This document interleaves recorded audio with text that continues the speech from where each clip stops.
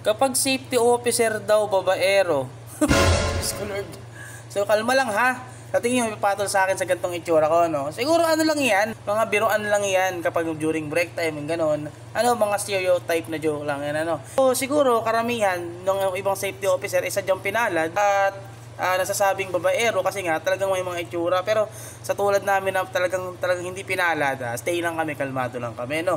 Pero madalas kasi nababanggit yan sa mga safety officer kasi kami mga safety officer, meron kaming tatlong unique na katangian, ano. So kapag safety officer kasi, visible kami sa lahat ng area dito sa site, especially sa mga offices during inspection. Kaya mas prone or mas madalas meron kaming interaction sa mga staff, sa mga workers, especially mga babae. No, then pangalawa is yung good communication skills. So lahat ng safety officer is required na dapat merong good communication skills gawa ng para ma-transpire namin yung sarili namin ng maayos sa iba, no? At the same time, yung pangatlo, dapat lahat ng safety officer is merong malawak na sense of humor or yung pananaw natin sa suggestion or sa sasabi or mga sinasabi ng ibang tao. Yan, kaya siguro sabing babaero, Diyos ko Lord.